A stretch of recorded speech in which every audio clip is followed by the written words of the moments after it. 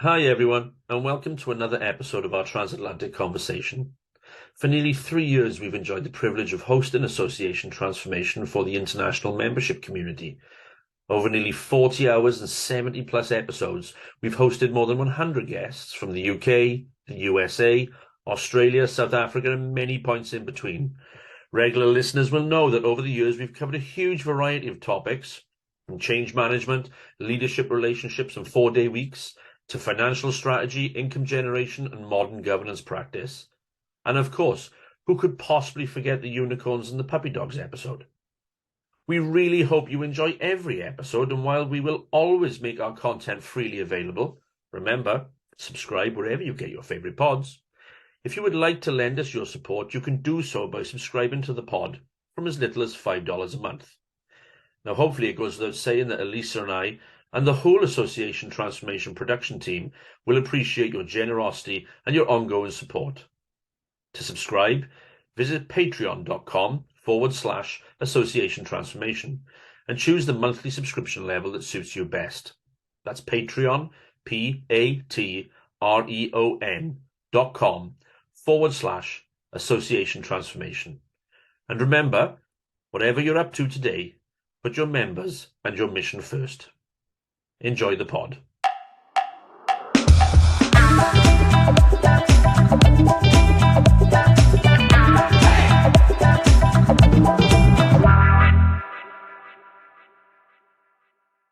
Well, hello and welcome to Association Transformation. We are on the cusp of summer. I don't know about you, Andrew, but I am invigorated. Everything's warm and blooming, and I'm excited.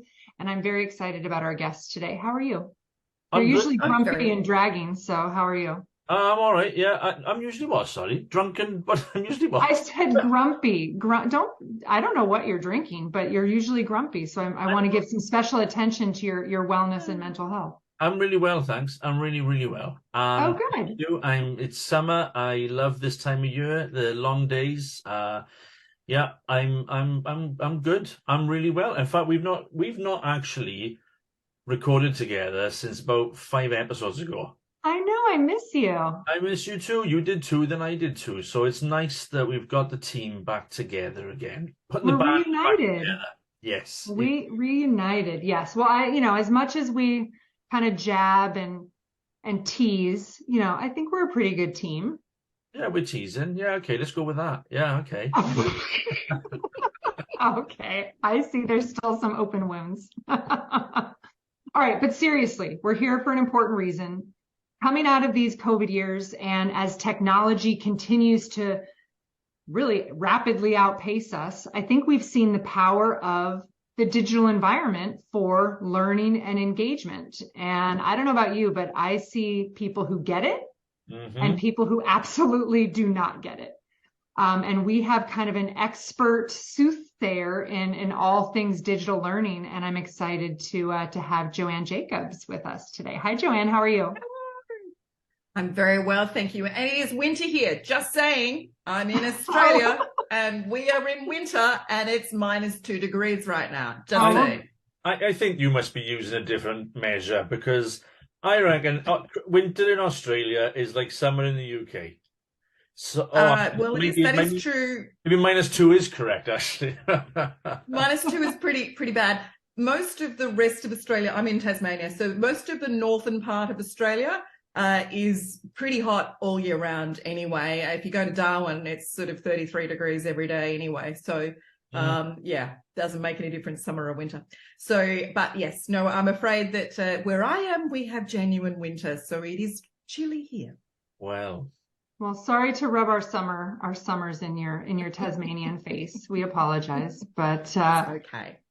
I first came to be introduced to you during over our winter, and that was as I read the Association Evolve publication and some of the articles that had been shared there, and very insightful. My biggest takeaway was that most webinars suck, and I thought you could share with us some insights as we're driven more and more digital, and the hybrid environment has become the norm, expected by our clients and our members. Maybe you could give us some tips. So, I'm deeply aware of the irony of being in a webinar talking about my article, which said why webinars suck. But I am conscious of the fact that, really, it's the format.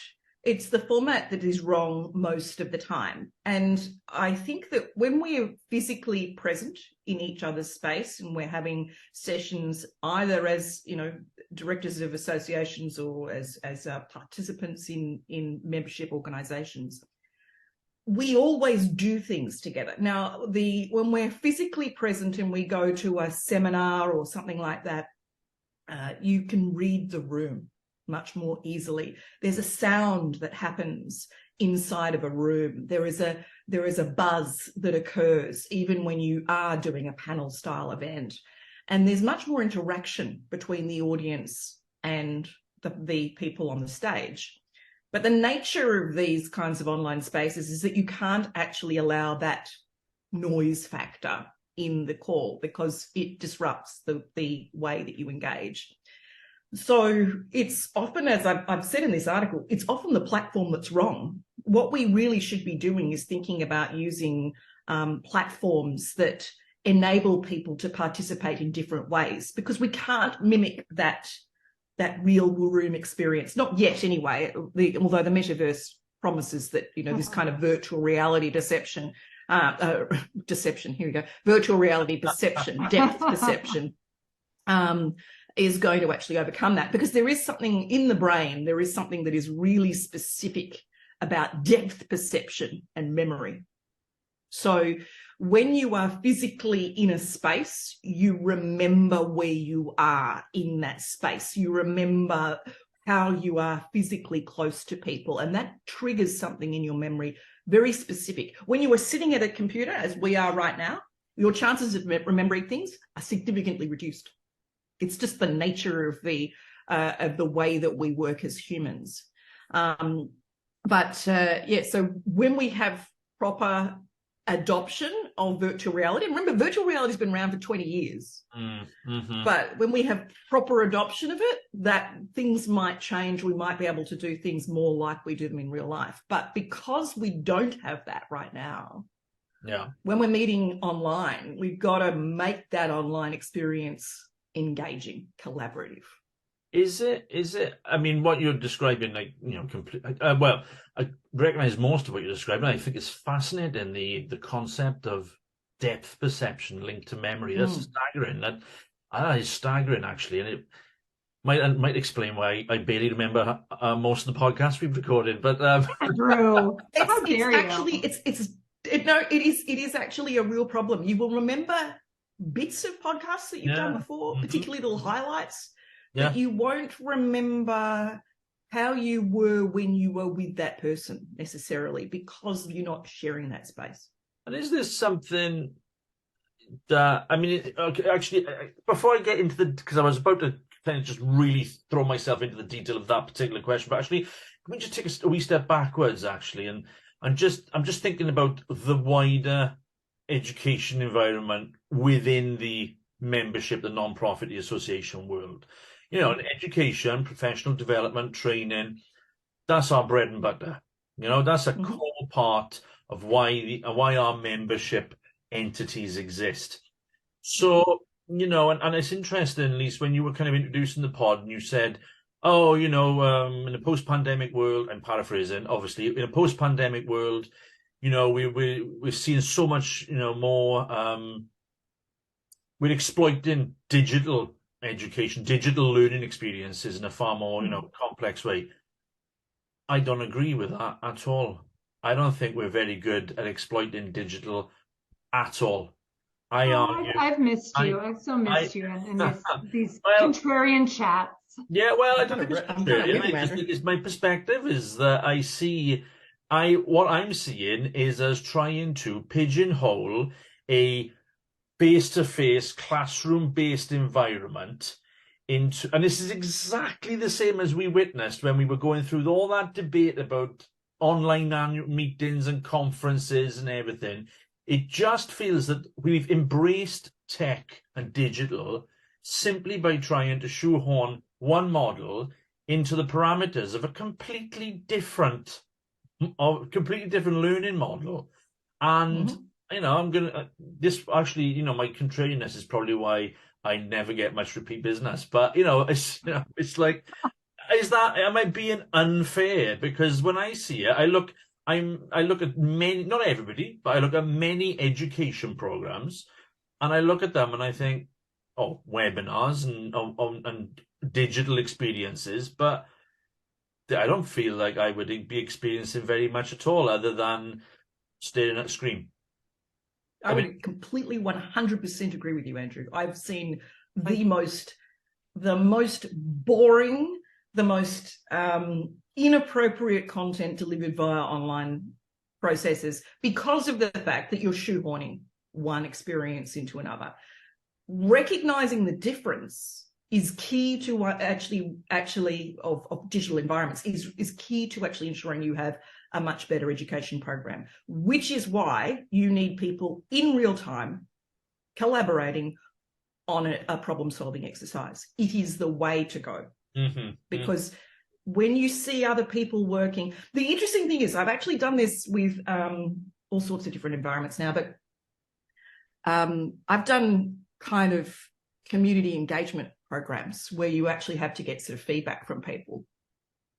And when you have both voice and text-based communication on a document that everyone can see at the same time, what we've found is that the feedback we've got from those kinds of seminars is that the people who otherwise never get a voice in a room, who are perhaps more shy, less likely to speak out, they actually really enjoy this format because they are heard through the text channel that everyone sees.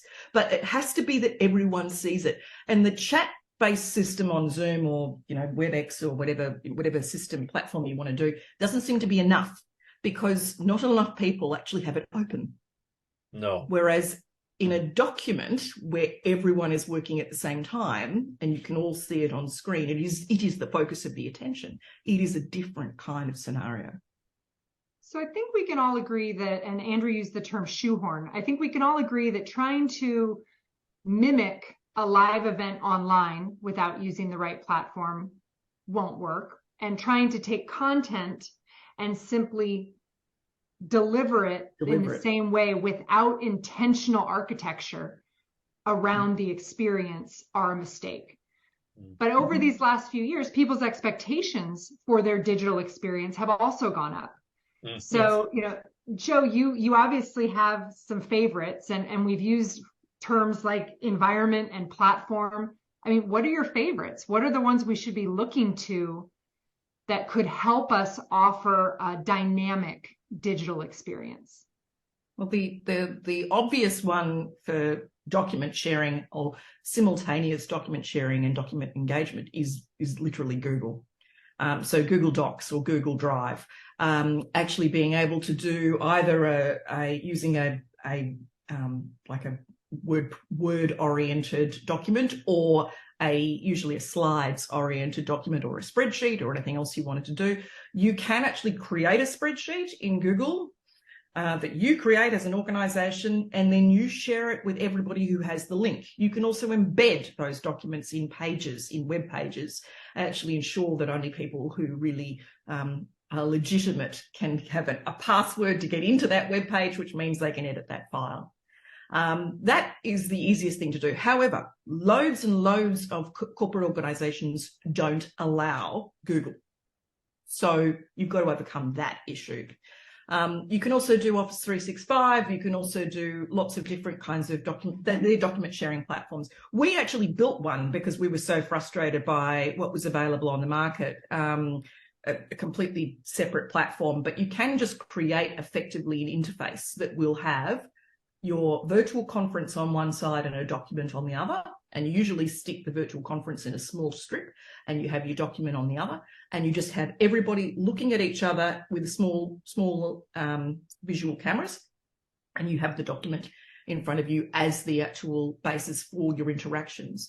And it doesn't have to be a document either. I mean, you can actually have other kinds of things that are, moving things around on a like a Miro board or any of those kinds of mural, any of those kinds of interfaces that are really handy. You can always share these. They are all real-time interactions. So everybody sees what everyone else is writing at the same time. So you've dropped a few names, and I'm familiar with some of these, but I find that wanting to be engaging and interactive, it depends on the knowledge, the familiarity that your audience has with these platforms. Would you recommend almost like an orientation or some kind of on-demand preliminary video to introduce your audience to the platform you're going to use? How do you bring everyone to the table with an equal understanding of how to use the tool? So this is the reason why we built a platform ourselves, because we found that it was so difficult to get people. First of all, people didn't want to have an account on multiple platforms. Totally get that. I absolutely and completely get that. So what we did is we just used a WordPress interface to actually create a password access to an interface. And in that interface, we embedded everything. So whether we use Miro, Mural, Google Docs, Office 365, anything else, we embedded those documents into a page. That meant that not a single soul needed to learn anything. However, we did always have a kind of a video or an introduction anyway. The irony is that I've now got an office in Sydney where I actually have to release a video to tell people how to actually find the place. So this wayfinding, because it's in a very difficult sort of area to access, and I feel like I'm doing the same thing now that I was doing online. But we still do these little 5-minute videos saying you just press here and you press here and you do this, and then it's like Word, or then it's like PowerPoint, and people feel comfy. Do we think? I mean, it's interesting, as Lee says. You've mentioned some highly familiar names. But we know that associations spend a lot of money on, commissioning in-house learning management systems. Yep. And I would argue that if I was commissioning that, a piece of work where I wanted to have in-house, that it should have all the functionality you just described should be part and parcel of it. But I don't know enough about learning management systems to recognize what's good and what's bad, but are learning management systems up to the mark? Are they doing what they need to do? I mean, because I often think of LMS like CRM. They promise a lot and sometimes they don't necessarily deliver. So are learning management systems, I can't say worth the investment, because anything is worth the investment if you get it right. But currently what's on the market are they not hitting the mark, as it were? Some of them are. I mean, a lot of them have, it's like with every application, a lot of them have functionality that companies and organizations don't use. Yeah. And that's the problem, is that people don't invest the time. Once they've invested in the product, ironically, they don't invest in the time that is needed to learn how to use the product properly. Yeah. And so that's kind of where it falls down. I mean, there are some amazing LMSs out there, but, really, really expensive ones when you've got a large number of people that are out there. One has been a client of mine, so I can't really sort of go into the details of that. But those kinds of very, very high-end platforms are doing amazing things, and they are facilitating social learning as well. Because what we're actually understanding now that we've done a bit more research about online learning as a result of the pandemic, the kind of research we could never have done without the pandemic, interestingly enough. Mm-hmm. But now that we've done some of that research, we've learned that people learn more from each other in a cohort than they learn from the face-to-face sessions or the formal learning activities anyway. So it's about what people are sharing on the equivalent of a messaging platform that sits inside of an LMS, where people can swap and share information and experiences, and they're reading that chat much like they would read Facebook, or they would read Twitter. And is that data that pertains to working in a cohort, does that is that so? Is that suggesting that actually online cohorts are more effective than if we were working face to face in a cohort, that we were convening regularly but in a face to face capacity? Potentially. We haven't got conclusive evidence at this stage because Right. it's too early in the research cycle. But it is potentially possible, particularly for people. I mean, I hate the term digital native, but people who feel more comfortable at home are interesting. What we're actually finding is that top and tailing in real life, so in other words, doing an immersion session in real life, doing a tailing session like a showcase in real life, and then having everything else online actually works really quite well. Ooh, because it's this hybrid, you know. Yeah, I can see that. So top and tailing. So basically you're developing the relationships through a real life interaction. Then you're doing this kind of social sharing on an LMS where people can actually say, here's what I've done, here's what I've seen, here's what I've read, this is what I'm finding interesting. Then having collaborative exercises where everybody can see what everyone else is doing, and then be able and do it in, you know, not necessarily in real time. So you're actually doing some of those exercises in a time shifted format. So, you know, 3 of us are all in different parts of the world. We are literally getting together in the only time that we have available for the 3 of us to actually communicate. That's not necessarily necessary in an online environment where people can have this kind of asynchronous learning kind of process. But at the end, then meeting up together face to face, and actually celebrating what has been achieved is really good. So, you know, Andrew mentioned the business model of training and education, and as a revenue source for so many nonprofits and associations. What does all this mean for on-demand learning? Does this mean that anything that is static and recorded and put into an archive or a library and sold after the fact is useless, ineffective, and part of the past? On-demand, is it dead?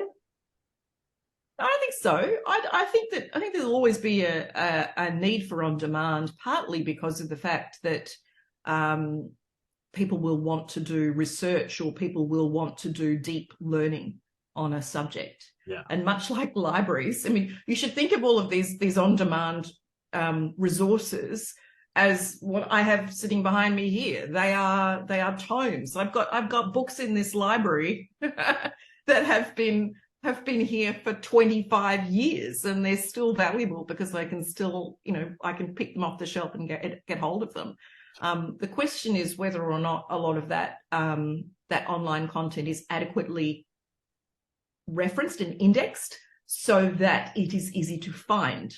That's the other thing, is that so much of digital resources are just, here is a podcast and here's what it's called. And what use is that? All I want to do is get to that page in the document. I want to find that resource on that page. I've got to be able to find that resource in that moment. In an hour-long podcast, I want to move to 33 minutes and 15 seconds to find the exact quote I needed. That's what you need to do with online resources. Is that an opportunity to marry AI with the repurposing of our content? 100%. Yeah. Because you're then basically just using a transcription service, which will then actually have all of the exact timestamps of what actually happened in any particular broadcast, and then you can index it properly. So making the on-demand content more usable for, to your point, going in and getting specific data points or specific quotes. No one's going to watch an on-demand 3-hour seminar, right? No. Okay. Gosh, this is a lot. And I think before I just want to say that you mentioned AI there, and obviously we're all over AI at the moment, and it's all just like we're all startled that suddenly, oh, it's like something new. But actually AI, we've been talking about AI for so long, and I think I think, Joe, when you mentioned, virtual reality or any type of extended reality, tech's been around for 20 plus years, and we're only now kind of beginning to, and even then I would argue we're only beginning to get our heads around it, because we were forced into a situation where we had to confront other option. Can I say I use confront other options? When we talk, and I just want to raise this as a maybe it could be a future pod actually, but we're all, I don't know what the press is like in Australia or in the US at the moment, but it's like, oh my God, someone's just discovered AI, and it's like, oh, all right, okay. Realistically, how long are we talking before AI becomes a central component of our education programs in the membership sector? And I'm not saying it can't, I'm not saying it shouldn't, and I'm not saying that it's impossible, but I'm talking about the cultural piece around the flexibility and the adaptability of the membership sector to embrace something that they would perceive as radical as AI. 18 months. You reckon in 18 months, you're telling me in 18 months, the membership sector will have embraced artificial intelligence into its education programs? All right, I don't think they'll have a choice. Today. Yeah, I don't think they'll have a choice. Because we're putting a bet. I don't think they'll have a choice. What we're even seeing in what I've been able to sort of come across literally in the last 2 months has been extraordinary across marketing, across, even I've just asked ChatGPT to develop a series of personas for marketing purposes. If you have the right prompts, you can get an entire persona written in seconds on ChatGPT right now. Now, in a year, that will become the normal business practice. Therefore, in 18 months, there will need to be education programs in associations that do precisely that, just that. But it will be embraced because they won't have a choice, because it will become normal business practice. And that will have to be part of the education program, is to say, how do we do marketing to our clients? How do we actually engage them properly? Therefore, it will be used for that purpose. If that happens, I will be over the moon. Absolutely. I'm steeped in skepticism and cynicism, but I would be glad. Shocker. I will be glad to see. I would be delighted to see if that is the case. So the difference between AI and virtual reality is the barrier to participation. Yeah. I was saying this about 15 years ago. The problem with virtual reality has always been the kit that you need to actually engage with it. The barrier to participation is exceptionally high. Do you remember Second Life? I mean, Second Life was just hilarious because everyone was saying, oh, this is going to be the new way that we're all going to meet. No one used it because the barrier to participation was so high. You had to learn how to use it. And weirdly, Second Life actually created geographical boundaries between virtual places, which was kind of, still had to travel to get from one place to another. It was insane. So that was sort of a very strange kind of thing. ChatGPT is literally a text engine. Yeah. You type in a prompt and you get a response. It is very, very low barrier to entry. And that's why it's more likely to be adopted than the series of other new technologies. Fingers crossed. Fingers crossed. Well, sounds like Andrew has an AI bee in his bonnet, so we'll be touching on that in future topics. I don't have an AI bee in my bonnet. I have an associations bee in my bonnet, as I always do. I just wanted to hear how you say bonnet. That's all. Look, I mean, the thing is that I think there will always be people who resist it, but and they'll resist it for good reasons, by the way, because AI is pretty dangerous in terms of what it can say that's inaccurate or inappropriate. Yeah.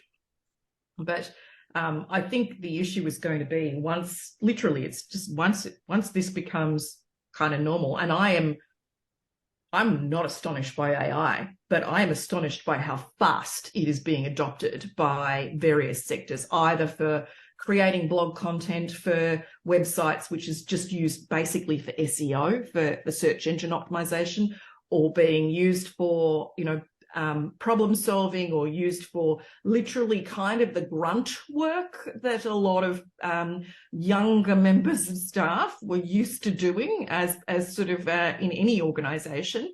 That kind of the kind of replacement of those kinds of jobs, or at least augmentation of those kinds of jobs, is astonishing how fast it's been adopted. Well, it sounds like there are amazing things on the horizon for learning in whatever capacity, or really in whatever format they take. I know we're all rushed and eager to get back in person, and there has been that push. It sounds like the bottom line is always going to be experience, whether it's experience online and digital, in a digital environment, or whether it is that experience in how you learn in person. Joanne, thank you so much for joining us as a digital strategist. It sounds like we're going to need to have you back. Maybe you can be the in-house digital strategist for Association Transformation and keep us abreast of all these changes. We'll certainly have to have you back in 18 months to see where AI stands. To be proven wrong. No. I mean, it may not be you. We won't even know if it's you or not. It's usually Andrew. It's usually Andrew who's wrong. It's okay. It's usually Andrew, and it's not a shock that he's a skeptic. But I think we are at the cusp of a brave new world. And you're right. The fear of adoption is not unusual in this sector. So we will see. You mentioned for businesses. And I think we'll see what the for-profit world and the nonprofit world, how they diverge and how they parallel in their adoption, and how associations leverage this for the delivery of content and for hopefully improvements to collaboration. Yeah, indeed. Thank you so much for having me, folks. Of course. Well, yes. Good morning for Joanne. Good night for Andrew. Good day for myself. I'm so glad this came together and we were able to have you. Andrew, any last thoughts? No, I'm all good. But I think the AI piece is something we're going to come back to in not 18 months. I think we need to be. Oh no, we'll talk about it soon. Yeah, but no, otherwise I'm all good. All right. Well, it's good to see you again. I'm glad we're back. We're back together, and look forward to a summer of additional conversations, and we'll definitely get something AI on the calendar. Cool. Fabulous. Well, thank you everyone for joining us today. We encourage you to find Association Transformation and make us one of your favorites wherever you get your podcasts. And until next time, we say put your members and your mission first.